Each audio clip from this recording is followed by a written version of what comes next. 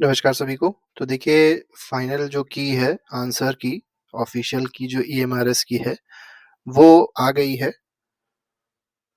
और I hope सभी ने अपने मार्क्स भी कैलकुलेट कर लिए होंगे। अगर नहीं कैलकुलेट किए हैं, तो आप एज़ सून एज़ पॉसिबल इसको कैलकुलेट कर लीजिए, जिससे आपको थोड़ा-सा आइडिया मिल जाएगा कि आप मेंस दे रहे हैं या नहीं दे रहे हैं। मेनली हम लोग यहाँ पर जो बात करेंगे, वो हॉस्टल वार्डन की बात करेंगे कि हॉस्टल वार्डन में आपकी कट ऑफ क्या जा सकती है। तो जो हॉस्टल वार्डन का पेपर हुआ था, इसकी हम लोग मेनली कट ऑफ डिस्कस करने वाले हैं। हालाँकि इसमें हॉस्टल वार्डन के अलावा बाकी और भी पेपर्स हुए थे, जैसे स्टाफ नर्स वाला हुआ था, उसकी भी जो कट ऑफ होगी वो थोड़ी बहुत इसी के आस-पास ही रहेगी, तो दोनों को ही हम लोग यहाँ पर डिस्कस कर लेंगे, ठीक है? तो दोनों की कट ऑफ डिस्कस कर लेते हैं। तो देखिए हॉस्टल वार्डन में आपने देखा होगा जो पेपर था उसका लेवल थोड़ा-सा टफ था। अब जो फाइनल की आई है उससे आप जब मिलाएँगे तो हो सकता है आपके नंबर थोड़े बहुत कम ही हुए हों, या हो सकता है एक आध नंबर आपका बढ़ भी गया हो। तो पहले जो हम लोग ने कट ऑफ बताई थी उसी के ही आस-पास अब फाइनल कट ऑफ जाने की उम्मीद लग रही है।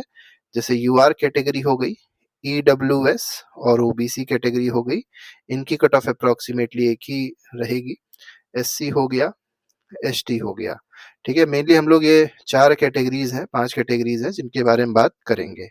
तो हॉस्टल वार्डन में अगर आप देखेंगे तो अगर आपका 55, ठीक है, प्लस माइनस 2 आपका अगर बन रहा है मार्क्स, ये मार्क्स है, मतलब क्वेश्चन भी उतने ही थे, मार्क्स भी वही है, तो ये मतलब नेगेटिव पॉजिटिव मिला के नेट मार्क्स अगर 55 प्लस माइनस 2 बन रहा है, तो आप मेंस देंगे। अब कोई अगर 60 बता रहा है, कोई 65 बता रहा है, तो बिल्कुल परेशान मत होइएगा, इतने पे मेंस दे लेंगे आप, क्योंकि 10 टाइम्स कैंडिडेट्स बुलाए गए हैं और पेपर इतना आसान नहीं था कि 60-65 नंबर लाना सबके बस की बात नहीं थी, ठीक है?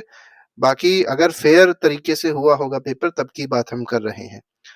ईडब्ल्यूएस में अगर आप देखेंगे तो ईडब्ल्यूएस में अगर आपके 53 प्लस माइनस 2 आ रहे हैं, तो ईडब्ल्यूएस कैटेगरी हो या ओबीसी कैटेगरी हो, आपको मेंस देने को मिलेगा। एससी कैटेगरी में अगर आप देखेंगे तो 49 प्लस माइनस 2, ठीक है? ये मार्क्स रहेंगे। इस लेवल में अगर आप हैं तो आप मेंस की तैयारी स्टार्ट कर दीजिए। एसटी में अगर देखा जाए तो एसटी में 45 प्लस माइनस 2 ये कट ऑफ रहने की उम्मीद रहेगी। अगर स्टाफ नर्स में देखा जाए तो स्टाफ नर्स में भी थोड़ी बहुत कट ऑफ में ज़्यादा चेंजेस नहीं रहेंगे। 51 प्लस माइनस 2 रहेगा, किसके लिए? यूआर के लिए रहेगा। ईडब्ल्यूएस ओबीसी के लिए मान के चलिए 49 प्लस माइनस 2 का कट ऑफ रहेगा। एससी में अगर आप देखेंगे तो 47 के आसपास कट ऑफ रहेगी, प्लस माइनस 2 आप चाहे तो कर सकते हैं, मतलब 45 से 49 के बीच में। और एसटी में अगर आप देखेंगे तो 43 के आसपास कट ऑफ यहाँ पर देखने को मिलेगी।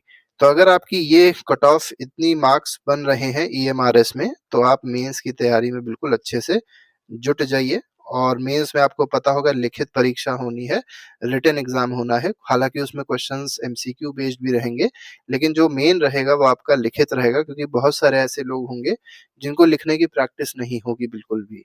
तो अगर आपकी लिखने की प्रैक्टिस अच्छी है, तो आपके लिए एक बहुत अच्छा सुनहरा मौका है इस एग्ज़ाम को पास करने के लिए, ठीक है? और जो कट ऑफ बताई है, इसके आस-पास ही कट ऑफ जाएगी, बहुत ज़्यादा ऐसा नहीं होगा कि 65 कट ऑफ चली गई।